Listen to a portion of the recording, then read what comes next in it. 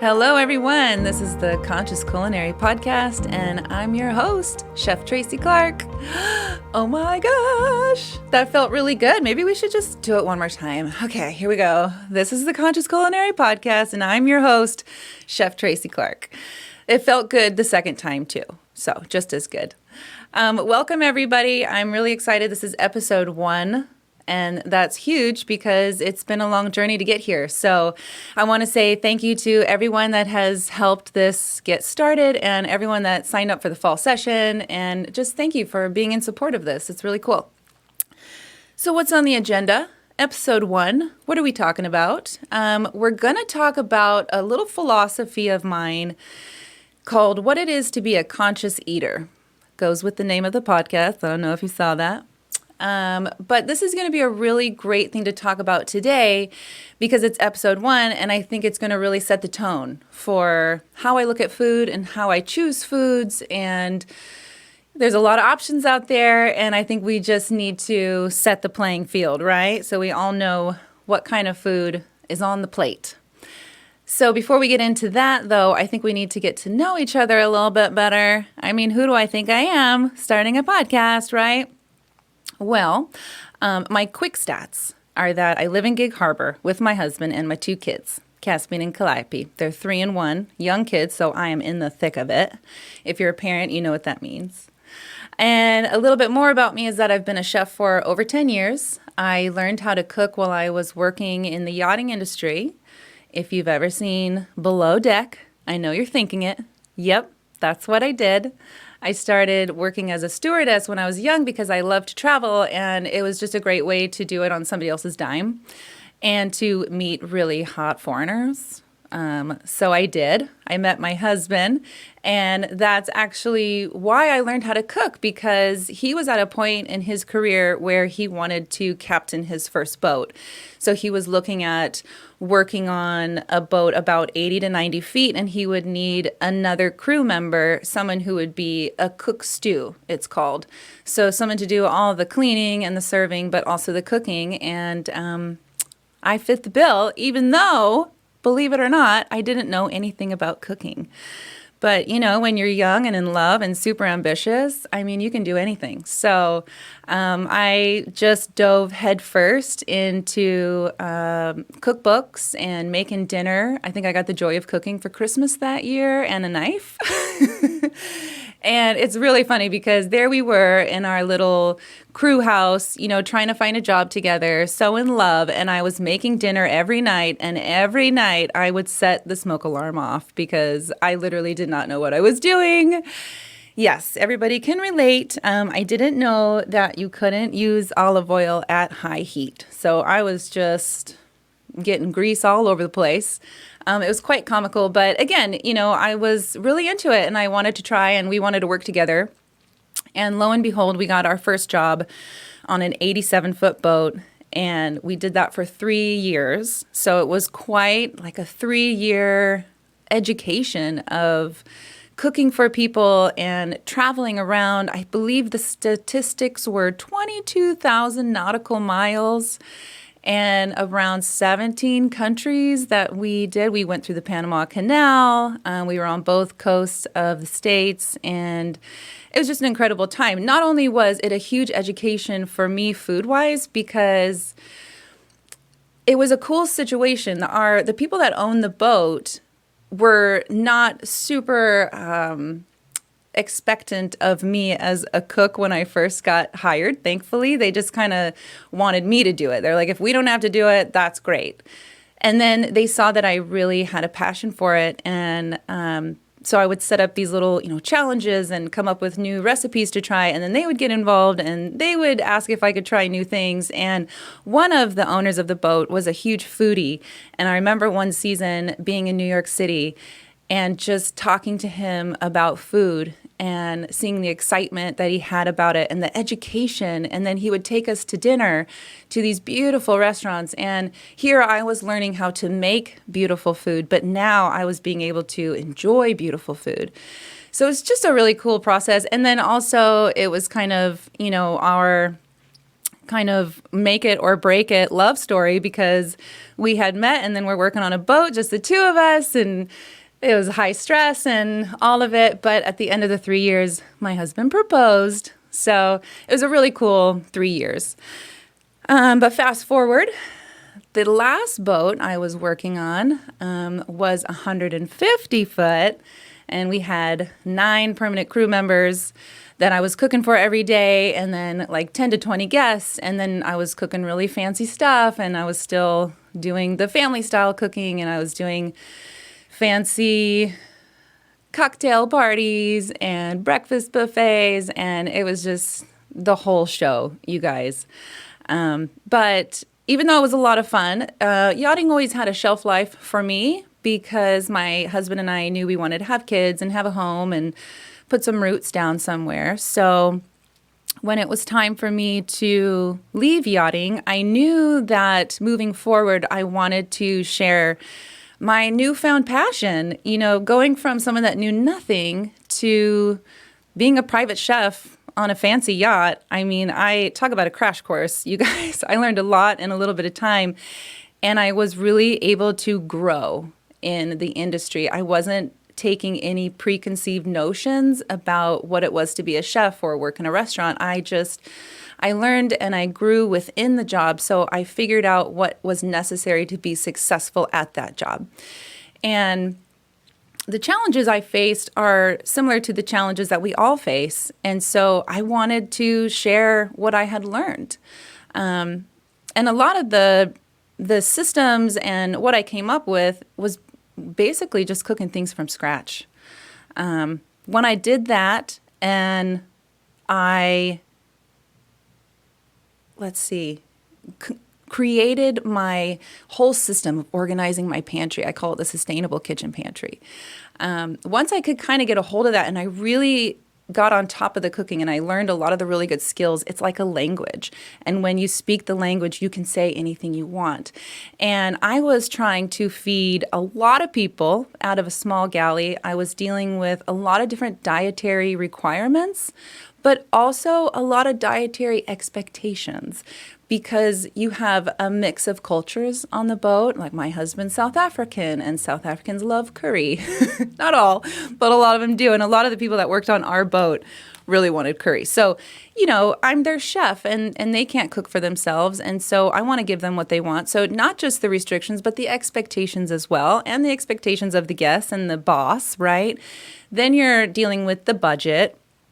And also with a travel schedule and trying to go down to the Caribbean for months at a time, you're trying to think, what is everything that I need to buy before I go down? How much am I going to need? Because you don't want to be buying rice in the Caribbean. It's going to be way more expensive than it is in Florida. So a lot of challenges, but what I found was that just cooking things from scratch and cooking out of my sustainable kitchen pantry allowed me to satisfy everybody's needs and to meet the challenges. So that's why when I got to Gig Harbor, Washington and set up shop and started making babies, Caspian was 1 year old and I started doing cooking lessons out of my home.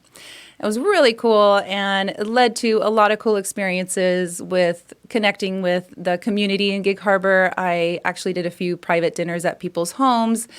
And then I think it was a year later, I had the chance to chef at a women's wellness retreat. And that was probably one of the coolest things I ever done because it was so much like yachting, everything that I loved from that job, but not any of the stuff that I didn't like. And so I hope to do that some more. But at the time, I was 5 months pregnant with baby number 2.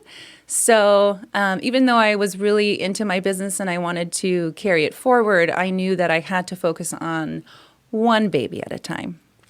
So I took a bit of a hiatus, and now that baby is 1. I don't know why I keep starting businesses when my babies are 1 year old, but I guess that's the time to do it. She's basically self-sufficient. So here we are. We're getting back to the business. It's got a new name, Conscious Culinary, a new website, consciousculinary.org, and we're launching this podcast. So it's really exciting, and it's really perfect because I've wanted to do a podcast for a long time, but coming back to my passion and wondering how I can connect with people, things have changed. I don't know if you've noticed, but the world looks a bit different now. And I don't think anybody's going to be signing up for cooking lessons in my home, which is fine because I've also changed, becoming a mom of 2 children and growing in myself and growing through this pandemic. I just think this podcast is like the coolest thing we could be doing right now because I can still share my passion for cooking and everything that I learned and really help you with some skills and techniques and recipes, but also share my love for how food can connect us to ourselves, connect us to our families, our communities, and how our decisions can really have a ripple effect. So let's talk about that because that's what we're going to be talking about on the Conscious Culinary podcast is how our decisions affect our bodies. And I believe it affects us mind, body, and soul. And how our food choices affect our families, the people around us, our neighborhood, our communities, and eventually the planet. And what I'm hoping to do with the podcast is to create the conversations that lead to better behavior. And I want to change too. I want to learn more. I want to learn more about different things that I can try, about different ways of choosing foods, about different medicines and healing properties of food, and how I can make better choices for me, for my family. And, those choices go so far beyond what the food actually is into what it's packaged in and who's selling it. So I feel like sometimes choosing food today is like making a political statement, which is kind of why I want to clear the air and let's get into what it is to be a conscious eater. Because like I said, it's going to set the tone. So I came up with this idea when I was getting ready to teach my first lesson. Again, I kind of wanted to set the tone. And in that moment, I just felt so tired of the labels and the limitations and the expectations that come with being vegetarian, vegan, paleo. I'm doing the Atkins. I'm doing the South Beach. I'm doing the warrior diet. I mean, it's so much. And when you go down that road, you find yourself placed in a box with a clear diet you're supposed to stick to. And what ends up happening, and I know it's happened to me and probably a lot of you, is that eventually you go out of the box. And then you deal with the guilt and the judgment and then the failure. And then it's just a vicious circle, right? So I was done with it. And I was like, I'm not going to do that anymore. I'm not going to put a label on it anymore. I'm just going to ask myself 3 things.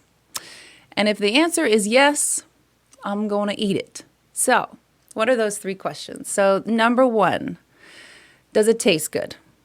There is so much food out there, you guys. I would love one day to have a big poster with every single fruit and vegetable and nut and seed that just exists naturally in the world because it would be incredibly beautiful. There's so much food for you not to find something that you get excited about. And I, too many times in the past, have eaten something that was not tasty because I thought I had to because that's health food. Right? I can't have dressing on my salad. I have to eat it with lemon juice because I need to lose weight. That's crap. If that is what you are doing, you stop it. You stop it right now. It's not necessary, and that's not how we should be eating. You need to eat food that's good. I want you to be excited when you're going to eat food. So if you're eating stuff and you don't enjoy it, it's not for you. It doesn't matter how healthy it is. So number 1, is it taste good? Is it going to make you happy? Number 2, is it going to make you feel good? And this is the loaded one because we're talking both physically and mentally. And, first of all, obviously, some people really have to be conscious about what they're eating because of certain allergies or intolerances. So that set aside, we got to be honest with ourselves about how our body is feeling. And we can learn how our body is feeling by looking at our body's signals, like our energy level and how we're sleeping and how our skin looks and how our body feels and how much we're going to the bathroom. All of these little things are our body's way of giving us a report of how healthy we are. And we need to start being honest with ourselves if it is what we're eating that's causing the imbalances in those areas of our life. The other way to be honest with yourself if it's going to make you feel good is overeating.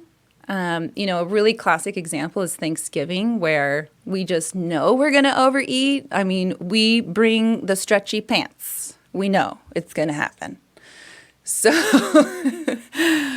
we're all on board. It's all very socially acceptable to just shove your face full of food and then lay on the couch all afternoon because you've eaten too much. Now, that's definitely an extreme, and I'm all about having time to indulge, and we need balance. And so there's times when you need to go all out and really eat some good food. But on a day-to-day basis, it happens at the same time. We eat things when we know it's really not going to make us feel good. We know it's not the best choice, and we do it anyway. So for me, I try to be a lot more honest with myself about just what the right choices are. And then there's the other side of the coin mentally, because not only can it make our bodies, when we choose bad foods, it can make our bodies feel bad, but then we feel incredibly guilty. And that's where that vicious cycle starts, because once we get the emotions tied in and now we're feeling guilty and like we failed, it's very simple to turn to food again and to make even worse decisions. And I know this because I've done it time and time and time again. And I'll do it some more because we're human, right? But be honest with yourself. Is it going to make you feel good? Is it really the choice you want to make? And finally, with the mental part, that's where you can start thinking, do I feel good about, the packaging? And do I feel good about the ingredients? And, am I a person that wants to eat meat? Those are the other ways that you can feel good about what you're choosing mentally. And finally, let's get into the third one. So the third question I ask myself is, do you feel good about it? Right? That's kind of like that mental part I was just talking about. Who are you paying for this product? Who are you supporting? Are you putting money in the pocket of a business that possibly does business in other ways that you don't like? Or are you giving it to someone in the community? Are you buying something in a package that you're okay with? Because one thing I really wanted to point out, because I don't know if a lot of people know this, but those big packages that the spinach comes in, and it's the big plastic ones. It's beautiful spinach. I love it. But those are actually not recycled by my recycling company. So they send out information that says this is everything we recycle, and those containers are on the we do not recycle. So those are kind of things to think about. Like, do I feel good about this, about getting this in this packaging? Like, now I just have to throw this away, and just because I wanted some spinach? I mean, they're putting everything in plastic these days. And, I have a podcast, so now I can just say, I think it's ridiculous. I don't like it. It doesn't need to be. So come on, people. That's just another way that we can be more conscious about our choices. Do you want the apples that are fresh over here, or do you want the apples in the plastic box? That's another way we can just be a little bit more conscious. So overall, does it taste good? Does it make you feel good? And do you feel good about it? And if those answers are yes, then I think you should eat it. And the other thing that I really want to point out is that the answers to those questions, or the answers you have to certain foods, can change. Because people don't have to have the same diet every day. People change, people evolve. And I think that's part of being human. It's part of going through life. And here I am really trying to express to people that food is medicine and food has energy. And so we should be changing the things that we eat. We should try new things because our bodies are going to need different things at different stages. I wasn't eating meat for, I think it was a year before I got off the boat. But there are a lot of different reasons for that. My body doesn't do well with red meat, right? So even though I eat it because I love it, I knew it wasn't serving me. So I needed to take a break. And then I stopped eating chicken because this is kind of funny. I was down in St. Bart's with the boat, and it's French down there. And I really wanted to get the super healthy, free-range chickens. and I got a little too natural French chickens a few times with feet and feathers. And I was like, it's enough chicken for a little while. Think I'm good on chicken. But again, that was just me. I eat chicken now, but it just at that time, I was like, I just need a break. I was also dealing with a lot of anxiety because I was about to leave my job and move to a town where I didn't know anybody and all of that. And so I had to stop drinking caffeine. So I was doing all kinds of stuff, but I was doing it so that I could be a happier person at the end of the day. It really wasn't about trying to lose weight and be a certain size or be a part of a certain group. It wasn't even about the ethical part of not eating meat, which I'm totally on board with. It was just I needed to be honest with myself about how the food was making me feel. But then when I was pregnant, I was getting down on some bacon cheeseburgers. Oh, so good. And I would just say, the baby wants it. It's not me, the baby. But you know what? I think that's okay. And now I'm definitely at this point in my life where I'm like, you know what? I really feel like I want to cut out pork. I don't know. I'm not feeling very good when I eat it. So, all in all, moving forward, people, like what I want you to know is you can change and grow and you can try different things and you don't have to have a label and you just have to take care of yourself. And if you're eating things that taste good, that feel good, and you feel good about, then I think you're going to be safe. I think you're going to be good. So moving forward, this is episode 1. We've got a few more coming your way. I want to share with you some of the things that we will be talking about just so that you can get a better idea of what the show is going to be. Some of our next episodes are going to be about Ayurveda. Ayurveda is something that I am still learning about and am fascinated by. It literally means the science of life, the study of life. So looking at life from all different aspects. I'm going to have someone with me to help share information about this because, as I said, I am still learning myself. Later on, we're going to do a podcast on eating for your chakra. How cool does that sound, right? Food totally has energy. And if we pick the right ones, we can actually help balance our bodies. And it's going to be really fun getting into that because I did a chakra series a few months ago with the ladies who run the retreat. And it was just really fun to get our passion across to people in this new pandemic arena that we're in and do online. So we're going to do an episode on the chakra. And moving forward, I just want to create more conversations about what's in food, what's in other products that we're not aware of, the recycling thing. What's with the recycling? What's really recycled? That's what I want to know. And if there are any questions that you guys have, I want you guys to tune in and let me know and pose questions and say, let's find out who wrote this book. Let's find out what's going over here with this farm.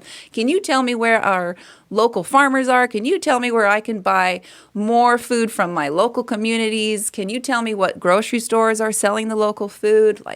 That's really important. That's something that I want to know too. And just breaking down the stereotypes and the myths surrounding food. So I'm really looking forward to having this experience with you guys and moving forward with the podcast. It's Conscious Culinary, and I think it's going to be a fun thing to do together. We're going to let you go, and I will see you on episode 2.